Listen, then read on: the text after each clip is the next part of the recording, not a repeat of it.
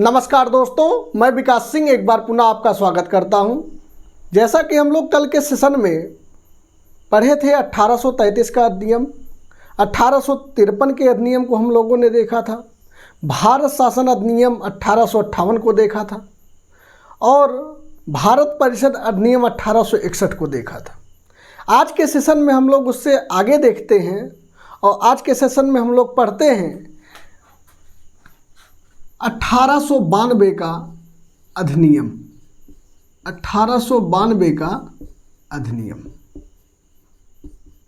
समझते हैं 1892 के अधिनियम में क्या क्या प्रावधान किए गए थे और इसको लाए जाने का क्या कारण था। तो आइए इसकी पृष्ठभूमि को सबसे पहले समझते हैं कि इसकी पृष्ठभूमि क्या थी। किसी चीज़ के लिए उसकी पृष्ठभूमि सबसे ज़्यादा ज़रूरी होती है। यही तय करता है कि वो लाए जाने का उसका क्या रीज़न हो सकता है। दूसरी चीज़ हम लोग इसके बारे में देखेंगे कि क्या क्या इसके लिए प्रावधान किए गए। तो सबसे पहले पृष्ठभूमि के बारे में हम लोग जानते हैं। आप जानते हैं कि 1885 ईस्वी में कांग्रेस की स्थापना होती है। कांग्रेस की स्थापना, जब कांग्रेस की स्थापना हो जाती है तो कांग्रेस क्या करती है, दबाव डालती है किस पर, ब्रिटिश पर। जब ब्रिटिशों पर दबाव डाला जाता है तो ब्रिटिश एक अधिनियम लेकर के आते हैं जिसे हम लोग क्या कहते हैं, 1892 का अधिनियम कहते हैं। आइए हम लोग देखते हैं कि आखिर कांग्रेस के दबाव के बावजूद ब्रिटिशों ने क्या क्या कार्य किए, क्या क्या इसमें प्रावधान किए। आइए हम लोग इसको समझते हैं थोड़ा सा। तो सबसे पहले आप जानते रहिए, जो आपकी विधान परिषद बनी थी, विधान परिषद, आपको याद होगा कि विधान परिषद की स्थापना कब हुई थी। तो विधान परिषद को थोड़ा सा आपको याद दिला दूं, 1853 के अधिनियम में जब लॉर्ड मैकाले आता है विधि सदस्य के रूप में, उसी समय आपके क्या होती है, जब परिषद में उनकी संख्या बढ़ा दी जाती है तो उसी को क्या नाम दिया जाता है, विधान परिषद। अब यहाँ देखा जाता है कि विधान परिषद जो आपका है, इसमें क्या किया जाएगा, इनके शक्तियों का विभाजन किया जाता है। क्या करते हैं, शक्तियों का विभाजन, यानी इनको कौन कौन सी शक्ति प्रदान की गई है इसके बारे में क्या होता है, चर्चा मिलती है। दूसरी बातें क्या प्रावधान किया गया, दूसरी चीज़ें प्रावधान किया गया कि पहली बार निर्वाचन पद्धति अपनाई गई, परंतु यह निर्वाचन पद्धति आप जानते रहिएगा, निर्वाचन पद्धति कैसी थी, अप्रत्यक्ष थी। कैसी निर्वाचन पद्धति थी, अप्रत्यक्ष रूप से। समझते हैं, आइए थोड़ा सा जानते हैं कि विधान परिषद के ऐसे कौन कौन सी शक्तियां थी जिनके बारे में इस अधिनियम में प्रावधान किया गया था। तो आइए हम लोग देखते हैं कि विधान परिषद की क्या क्या शक्तियां थी।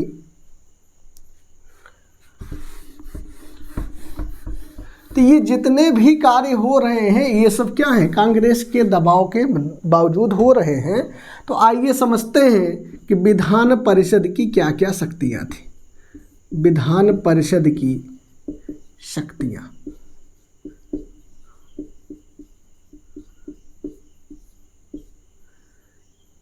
याद रखिए, विधान परिषद की शक्तियों को दो रूपों में हम लोग देखेंगे। पहला देखेंगे बजट के संबंध में, बजट के संबंध में, और दूसरा हम लोग देखेंगे प्रश्न पूछने के संबंध में, प्रश्न पूछने के संबंध में।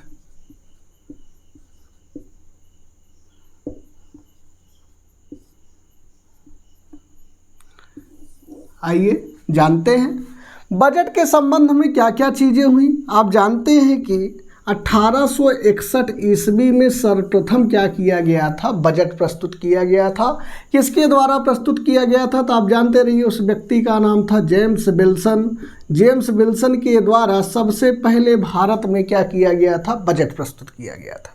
तो बजट के संबंध में आप याद रखिए, भारतीयों को बजट पर क्या किया गया, बजट पर बोलने की स्वतंत्रता दे दी गई। बजट पर आप क्या कर सकते हैं, बहस कर सकते हैं, परंतु बजट के बहस करना ही जरूरी नहीं था। बजट पर मतदान करने के लिए इनको क्या किया गया था, मनाही कर दी गई थी।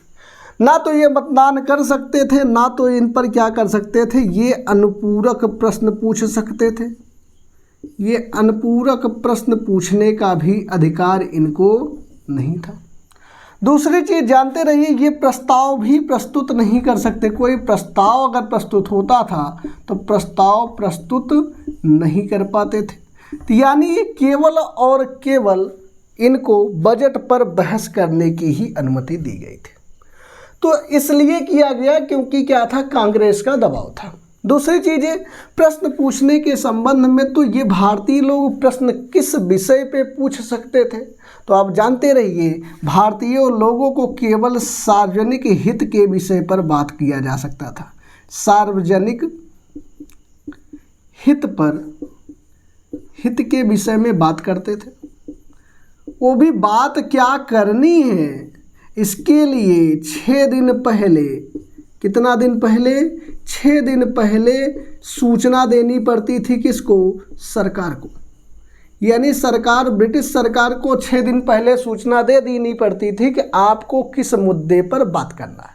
यानी एक तरीके से कह सकते हैं कि ब्रिटिश सरकार को 6 दिन का मौका चाहिए था। 6 दिन में वो समझती थी कि हमको जवाब देना है कि नहीं देना है और किस मुद्दे पर है, उसके अनुसार वो क्या कर सकते हैं, प्रिपेयर हो सके। और ज़रूरत पड़ने पर ये मना भी कर सकती थी, भाई हमको जवाब देना ही नहीं। तो कुल मिलाकर के ये क्या था, एक तरीके से दिखावा था।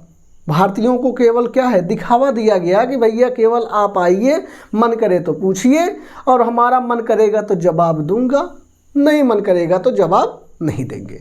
तो इस तरीके से आप जानते रहिए इसमें क्या क्या प्रावधान हुए हैं। तो बजट पर क्या है, बजट पर बहस करने की अनुमति तो है, परंतु इन पर ना तो ये मतदान कर सकते हैं और ना ही इन पर अनुपूरक प्रश्न पूछ सकते हैं।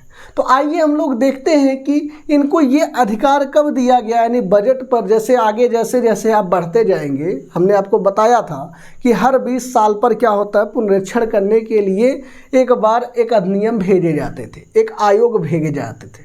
अब जब आएगा तो इस पर क्या होगा, धीरे धीरे भारतीयों को स्वशासन की तरफ लेके चलेंगे। तो आइए हम लोग देखते हैं 1909 का भारत, जो आपका भारत शासन अधिनियम, जिसे आप मार्ले मिंटो सुधार के नाम से जानते हैं, आइए उसके बारे में हम लोग देखते हैं कि क्या क्या प्रावधान किया गया, उसको लाने का क्या रीजन था।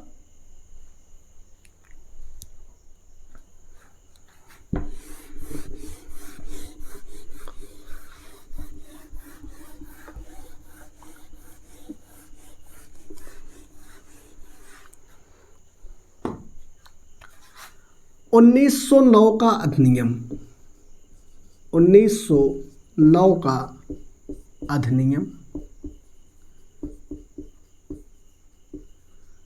या इसी को क्या कहा जाता है, मार्ले मिंटो सुधार।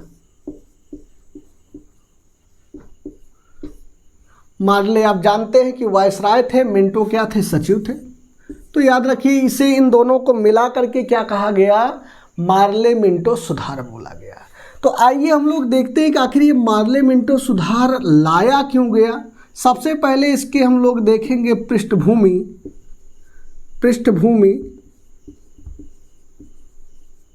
और उसके बाद हम लोग देखेंगे इसके प्रावधान को,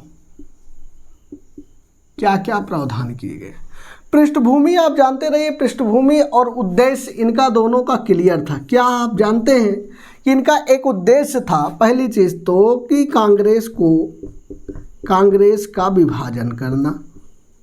कांग्रेस का क्या करना, विभाजन। और दूसरी चीज़ क्या था, दूसरी चीज़ आप जानते रहिए पृथक निर्वाचन प्रणाली को अपनाना। पृथक निर्वाचन प्रणाली की शुरुआत करना। पृथक निर्वाचन प्रणाली किसके लिए थी, तो आप जानते हैं मुस्लिमों के लिए थी। यानी मुस्लिमों को भारत से क्या करना, अलग करना। यानी भारत को 2 टुकड़ों में बांटने की तैयारी पहले से है। यानी फूट डालो राज करो, फूट डालो राज करो की नीति अपनाई गई। आप जानते हैं कि 1907 ईस्वी में क्या होता है, कांग्रेस दो गुटों में टूट जाती है। एक उदारवादी युग में उदारवादी और दूसरे आपके उग्रवादी, ये दोनों लोग क्या होते हैं, अलग अलग संगठन बना लेते हैं। और आप जानते हैं ऐसे ही 1906 ईस्वी में एक संगठन मुस्लिमों के लिए तैयार किया जाता है, उसका नाम क्या है, मुस्लिम लीग। तो 1906 ईस्वी में मुस्लिम लीग को तैयार किया गया। उसके बाद भेजा गया एक आयोग को जिसे माल्य मिंटो सुधार कहते हैं। इसने क्या किया, मुस्लिमों के लिए पृथक निर्वाचन प्रणाली ला दिया। तो आइए हम लोग इसको देखते हैं कि किस तरीके से इन्होंने फूट डाला और राज करने की नीति के साथ साथ इसके लिए क्या क्या प्रावधान किए, जिससे एक नींव बन गई कि भारत में कभी भी एक समय आता भी है जब मुस्लिम लीग और कांग्रेस दोनों मिल भी जाते हैं लखनऊ समझौते के दौरान, परंतु वह कुछ ही समय के लिए होता है, बाद में ये दोनों फिर अलग हो जाते हैं। तो आइए हम लोग देखेंगे कि इनकी जो नींव डाली गई थी उसमें क्या क्या प्रावधान किए गए हैं।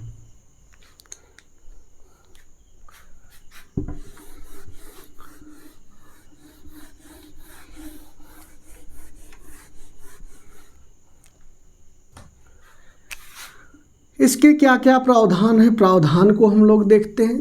प्रावधान समझिए क्या क्या चीज़ें की गई।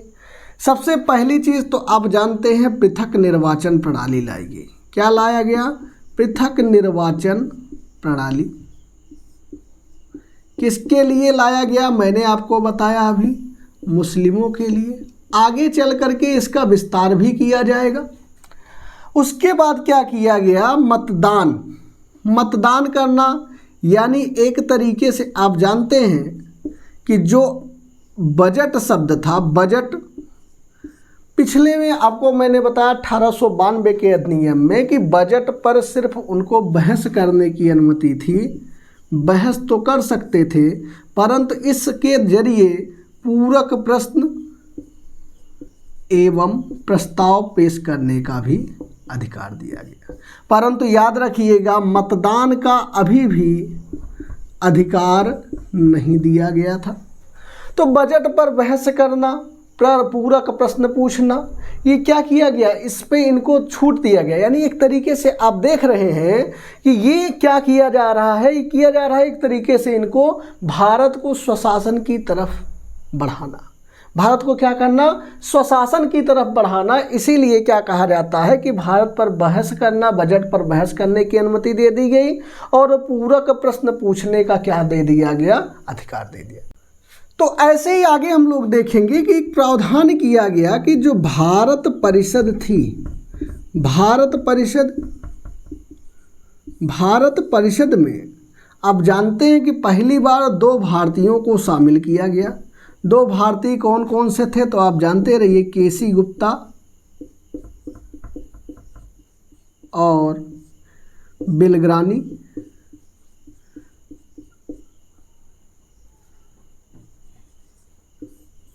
भारत परिषद में भी क्या किया गया, इन दोनों को शामिल किया गया।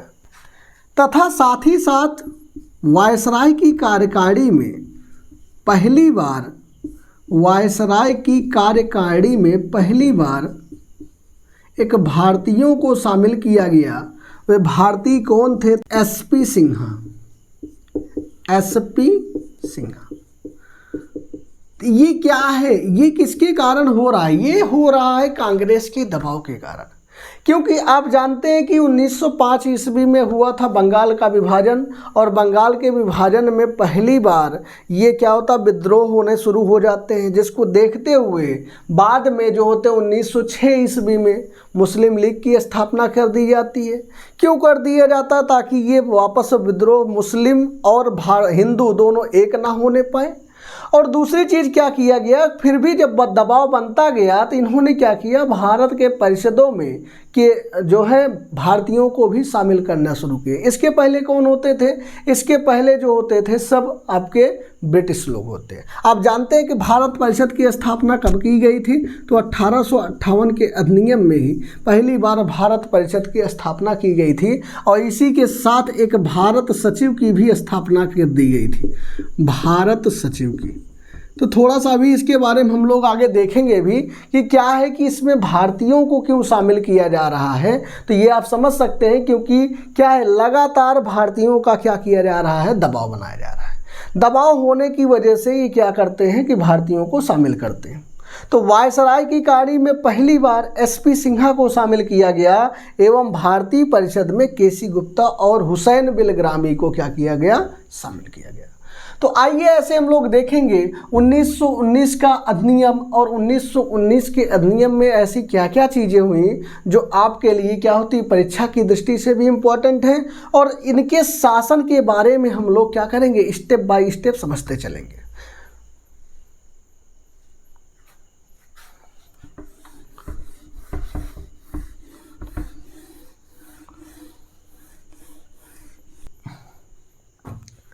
आइए हम लोग देखते हैं 1919 का अधिनियम। 1919 का अधिनियम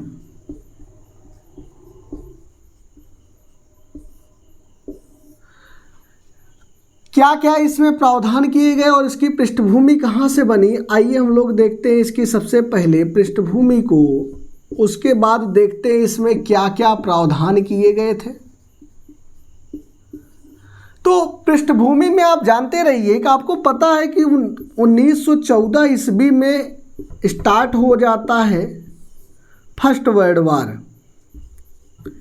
फर्स्ट वर्ल्ड वार शुरू हो जाता है। फर्स्ट वर्ल्ड वार में होता क्या है कि आप जानते हैं 1915 ईस्वी में भारत में गांधी जी की वापसी होती है, और गांधी जी इसके पहले भी क्या होते हैं, दक्षिण अफ्रीका में सत्याग्रह करके आए थे, जिसकी वजह से गांधी जी क्या थे, बहुत फेमस हो गए थे। और अफ्रीका में भी गांधी जी ने क्या किया था, अंग्रेज़ों की मदद किया था। तो हुआ क्या, 1914 ईस्वी में जब प्रथम विश्व युद्ध स्टार्ट हुआ तो अंग्रेज़ों ने मांग किया कि भारतीय लोग हमारी क्या करें, सहायता करें, यानी भारतीय लोग सैनिक के रूप में हमको सहायता दें। तो इसमें गांधी जी आगे आ जाते हैं, और गांधी जी जब आगे आते हैं तो गांधी जी किस संगठन से उस समय जुड़े हुए थे, तो आप जानते रहिएगा गांधी जी जुड़े होते हैं होम रूल लीग से।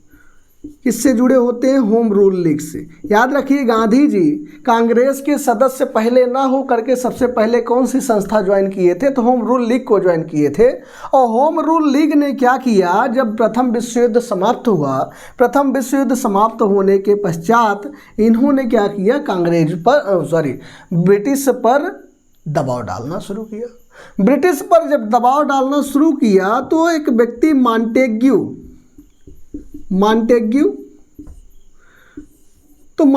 ने क्या किया, एक घोषणा किया कि घोषणा में क्या किया, कहा कि भाई भारतीयों को क्या किया जाएगा, स्वशासन दिया जाएगा, यानी स्वशासन देने की आंशिक रूप से प्रयास किया जाएगा, यानी स्वशासन के देने की बात कही।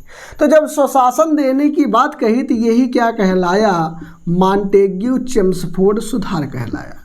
क्या कहलाया, मॉन्टेग्यू चेम्सफोर्ड सुधार।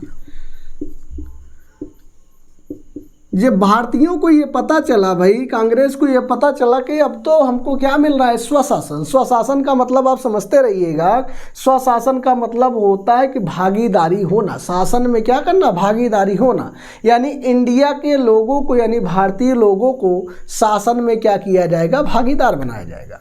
तो मॉन्टेग्यू चेम्सफोर्ड जब, यानी मॉन्टेग्यू ने घोषणा किया तो क्या हुआ कि स्वशासन अब दे दिया जाएगा। तो कांग्रेस ने इसे क्या कहा, मैग्ना कार्टा कहा। और बार बार आपसे पूछा जाता है कि कांग्रेस ने किस अधिनियम को मैग्ना कार्टा कहा, तो आप जानते रहिए 1919 के अधिनियम को इन्होंने क्या कहा था, मैग्ना कार्टा कहा। और बाद में ये चीज़ें क्या होती हैं, आगे चल करके लागू कर दी जाती हैं। तो ये आपका क्या है, किसकी वजह से हो रहा है, तो ये हो रहा है होम रूल लीग की वजह से। होम रूल लीग यानी गांधी जी ने क्या किया था, सेना खुद तैयार करके प्रथम विश्व युद्ध में ब्रिटिशों की सहायता किया था। ब्रिटिशों की सहायता के बदले होम रूल लीग यानी इसी संगठन से गांधी जी जुड़े हुए थे। इन्होंने दबाव डाला कि भारतीयों को क्या चाहिए, स्वशासन चाहिए। तो मॉन्टेग्यू ने क्या किया, घोषणा किया कि भाई भारतीयों को स्वशासन में हिस्सेदारी दी जाएगी। तो इससे लिए कांग्रेस क्या होती, खुश होकर के इसको क्या नाम देती है, मैग्ना कार्टा, यानी ये भारत के लिए कैसा है, मैग्ना कार्टा का काम करता है। तो आइए हम लोग देखते हैं इसके क्या क्या प्रावधान किए गए थे। इसके प्रावधान में हम लोग देखेंगे।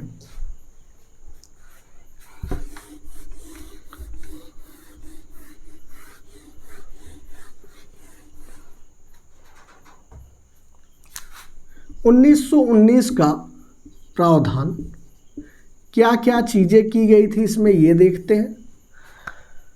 पहली चीज़ तो आप जानते रहिए सबसे पहले कि पृथक निर्वाचन प्रणाली जो अपनाई गई थी, पृथक निर्वाचन प्रणाली जो मुस्लिमों के लिए अपनाई गई थी, इसका क्या किया गया, विस्तार किया गया, इसका विस्तार हुआ। और दूसरा चीज़ आप जानते रहिए, मत देने का अधिकार यानी मतदान करने का अधिकार मिला। और मतदान करने का अधिकार पहली बार इसमें महिलाओं को भी शामिल किया गया। आपसे क्वेश्चन भी पूछा जाता है कि महिलाओं को पहली बार मत देने का अधिकार कब मिला, तो महिलाओं को पहली बार मत देने का अधिकार 1919 के भारत शासन अधिनियम में हुआ। तो दूसरा काम तो ये मतदान करने का अधिकार हो गया। तीसरी चीज़ आप जानते रहिए, यहाँ से एक प्रावधान किया गया कि केंद्र और राज्य, केंद्र एवं राज्य, या इसे कह सकते केंद्र एवं प्रांत। आज का समय, उस समय क्या होते हैं, प्रांत ही चलते थे। केंद्र और प्रांत दो अलग अलग स्टेट। इसको थोड़ा सा समझते हैं हम लोग कि दो केंद्र और प्रांत यानी दो चीज़ों में इसको क्या किया गया, व्यवस्था किया गया, यानी डिवाइड कर दिया गया। केंद्र में अलग केंद्रीय व्यवस्था, केंद्रीय व्यवस्था और प्रांतीय व्यवस्था, केंद्रीय व्यवस्था और प्रांतीय व्यवस्था। याद रखिए केंद्रीय व्यवस्था में द्विसदनीय व्यवस्था को लाया गया। कैसे सदनीय की व्यवस्था, द्विसदनीय व्यवस्था लाया गया। द्विसदनीय व्यवस्था, जबकि आपके प्रांतों में क्या लाया गया, द्वैध शासन। अभी आपको समझाते हैं द्वैध शासन क्या होता है। तो सबसे पहले हम लोग समझते हैं, याद रखिएगा ये दोनों पॉइंट आपके लिए बहुत महत्वपूर्ण है, क्योंकि केंद्रीय व्यवस्था यानी द्विसदनीय व्यवस्था केंद्रों में लाई गई और प्रांतों में क्या किया गया, द्वैध शासन की व्यवस्था की गई। तो आइए थोड़ा सा देखते हैं कि द्वैध शासन क्या होते हैं और द्विसदनीय व्यवस्था क्या होती है।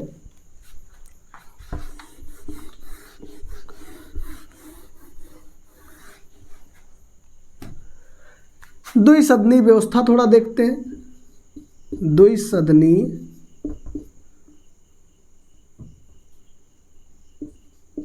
व्यवस्था,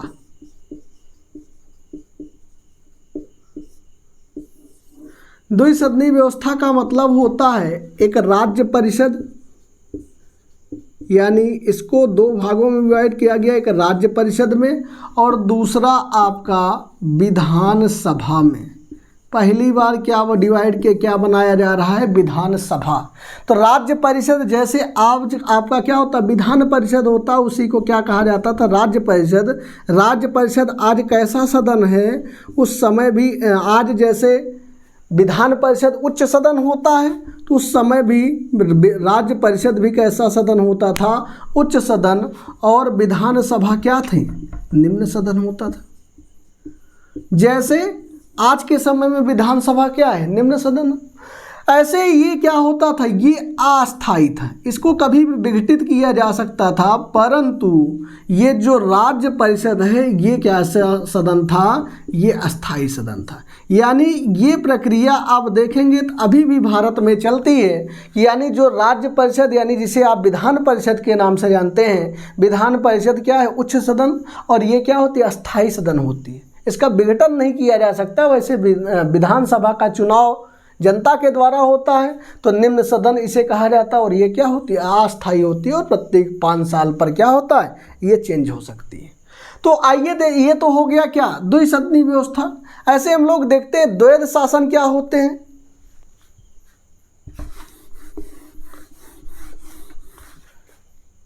द्वैध शासन, द्वैध शासन समझिए, द्वैध शासन क्या होते हैं। द्वैध शासन का मतलब दोहरा शासन। दो विषयों में इसको यानी प्रांतों को क्या किया गया, 2 विषयों में बांटा गया। एक तो आपका आरक्षित विषय, एक आरक्षित विषय, और दूसरा हस्तांतरित विषय।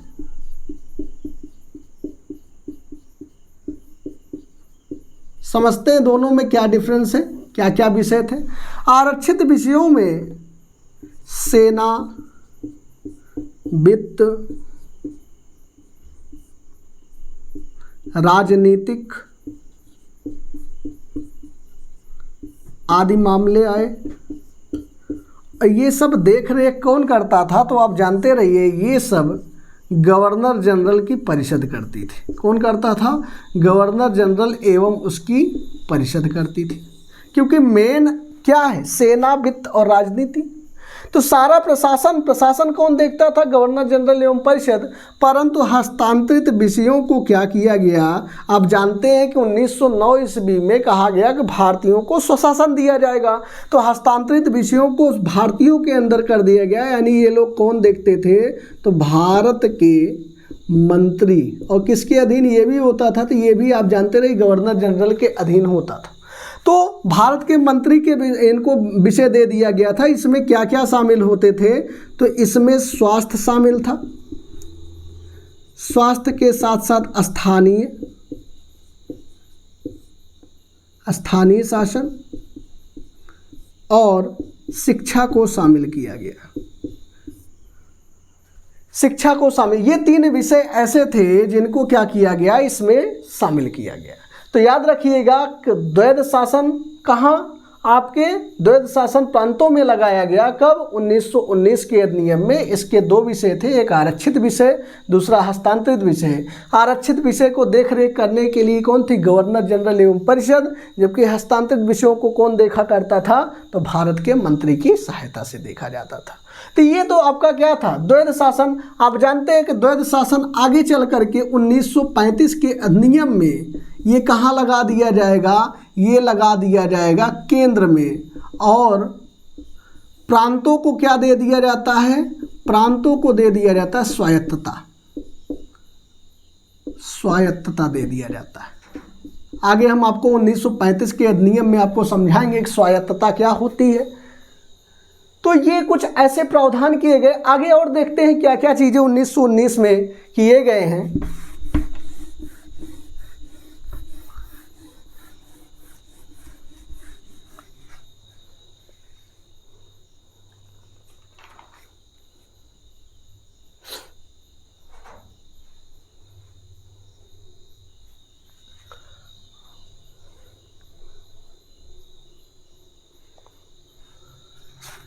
तो आगे और प्रावधान को हम लोग देखते हैं।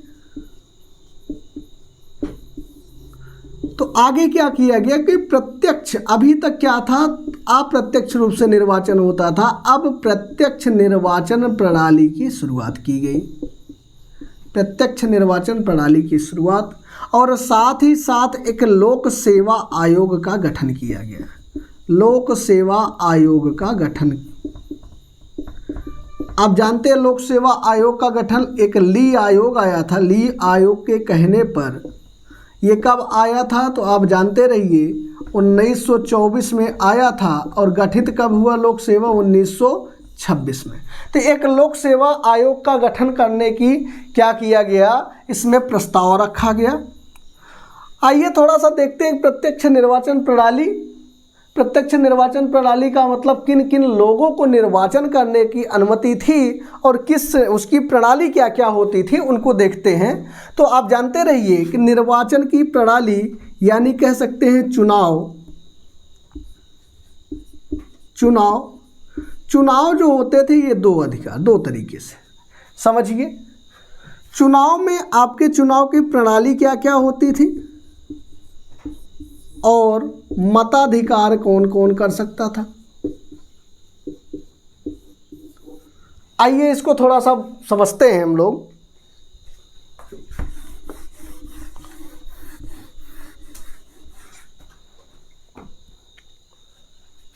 चुनाव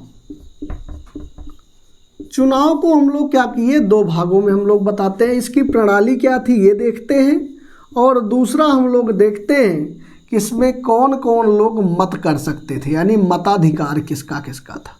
तो आइए समझते हैं कि प्रणाली क्या थी। पहले समझते रहिए। प्रणाली तो आपको मैंने बताया पृथक प्रणाली, किसके आधार पर, सांप्रदायिक आधार पर, सांप्रदायिक आधार पर। दूसरा, मत करने को उनको अधिकार था जिनकी आय ज़्यादा होती थी, आय संपत्ति जिनकी ज़्यादा थी उन्हीं को क्या किया गया था, इनको अधिकार दिया गया था। यानी आप देखेंगे तो कुछ सीमित मताधिकार ही थे, सीमित मताधिकार, क्योंकि सबकी आय तो ज़्यादा होती नहीं थी, सबके पास संपत्ति बहुत नहीं थी।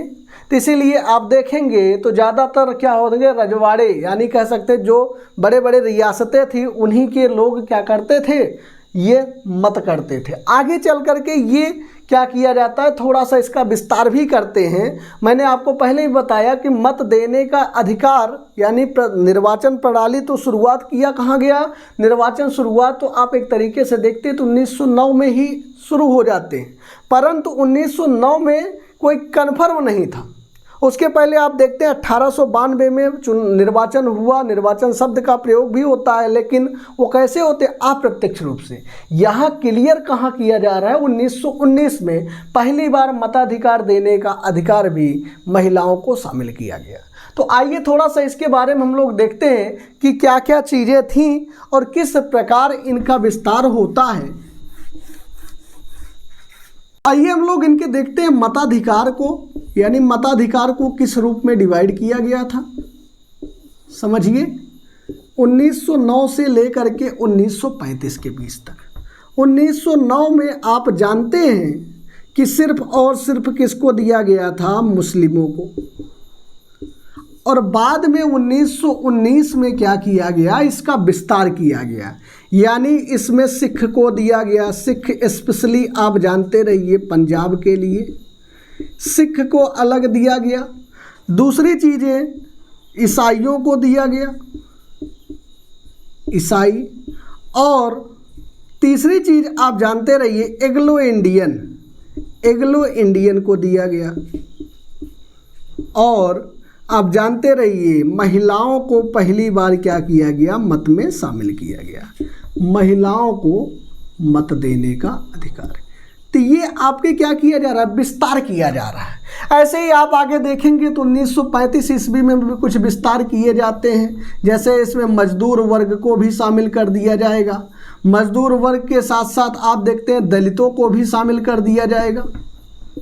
तो दलितों के साथ साथ यानी कुछ आय में क्या किया जाता है, कमी। लगभग टोटल कितनी, लगभग 10% जनसंख्या लगभग क्या हो जाती है, इसमें शामिल कर दी जाती है। तो ये क्या हो रहा है, समय के साथ लोगों को क्या किया जा रहा है, विस्तार किया जा रहा है, यानी मत देने का अधिकार। क्योंकि 1909 के अधिनियम के बाद भारतीयों को क्या किया जा रहा है, स्वशासन दिया जा रहा है। भारतीयों को शासन कैसे चलाया जाए, इसमें धीरे धीरे क्या हो रहा है, समय के साथ परिवर्तन किया जा रहा है। पहले आप देखते हैं मुस्लिमों के लिए पृथक निर्वाचन प्रणाली थी, अब सिखों के लिए हो गया, ईसाइयों के लिए हो गया, एंग्लो इंडियन के लिए हो गया, महिलाओं को मत देने का अधिकार हो गया। इसमें भी आप जानते हैं कि इसमें भी महिलाओं को शामिल किया जाता है। विस्तृत रूप से आप देखेंगे तो महिलाओं को भी इसमें शामिल किया गया है स्पेशली।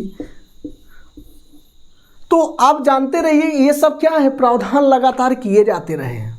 तो थोड़ा सा हम लोग समझते हैं कि भारत सचिव को लेकर के, कि भारत सचिव और उनकी परिषदों को क्या किया गया, कि इनके संख्या को थोड़ा सा देखते हैं हम लोग कि किस तरीके से डिवाइड किया गया है।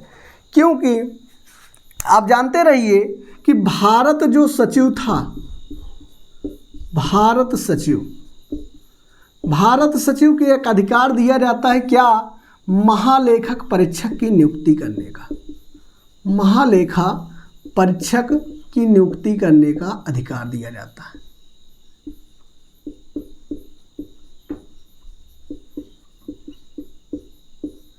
तो आइए समझते हैं, क्योंकि अब भारत सचिव में भी धीरे धीरे आप देखेंगे तो अभी भारतीयों को भी इसमें शामिल किया जाता है। थोड़ा सा इसके इतिहास को हम लोग देखें तो आप जानते हैं कि 1858 ईस्वी में 1858 ईस्वी में भारत के शासन को चलाने के लिए भारत सचिव व परिषद की क्या होती है? नियुक्ति की जाती है। जब भारत सचिव और परिषद की इनकी नियुक्ति होती है तो आप जानते हैं 1919 के अधिनियम में क्या किया जाता है? तो 1919 के अधिनियम में कि भारतीय सचिव को एक अधिकार दिया जाता है क्या? कि वह महालेखक परीक्षक की क्या करे? नियुक्ति करे। तो अब देखिए कि भारतीयों को जब स्वशासन दिया गया तो भारतीय लोग मांग करने लगे कि भाई ऐसा है कि अब जितने भी खर्च होंगे ब्रिटिश सरकार अपना स्वयं खर्च देखेगी और भारत सरकार क्या करेगी? अपना स्वयं देखेगी। तो 1858 ईस्वी में भारत सचिव का क्या किया गया? वह परिषद की नियुक्ति की जाती है। और 1919 में आप जानते रहिए 1919 में होता क्या है कि भारत सचिव व परिषद को जो वेतन भारत सरकार की तरफ से दिया जाता था उस वेतन को क्या किया गया? अब ब्रिटिश खर्च से उठाया जाने लगा। दूसरी चीज़ क्या हुआ कि जब ब्रिटिश सरकार इस पर खर्च उठाना शुरू कर देती है तो अपने परिषद के लोगों को ही क्या कर देती है? कमी कर देती है। यानी अब क्योंकि अपने ऊपर बोझ है तो अब ज़्यादा लोगों को रखने की आवश्यकता नहीं है। जब अपने लोगों को ज़्यादा रखने की आवश्यकता नहीं पड़ेगी तो एक हाई कमिश्नरी की क्या होती है? नियुक्ति की जाती है। आप उसके बाद जानते हैं कि भारत परिषद को ही 1935 के अधिनियम में क्या कर दिया जाता है? समाप्त कर दिया जाता है। और भारत परिषद के बाद आप भारत शासन जब स्वतंत्रता वही आती है, स्वतंत्रता 1947 का जब अधिनियम आएगा उस अधिनियम में आप जानते हैं कि भारत सचिव का ही पद समाप्त कर दिया जाता है।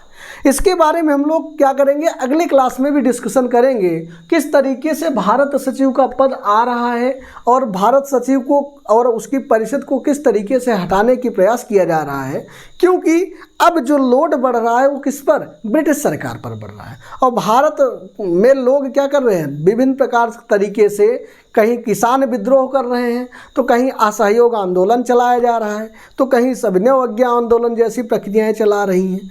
इसी वजह से क्या हो रहा है? ब्रिटिश सरकार ना चाहते हुए भी भारतीयों पर धीरे धीरे बोझ कम करने का प्रयास कर रही है। अगले सेशन में। जय हिंद।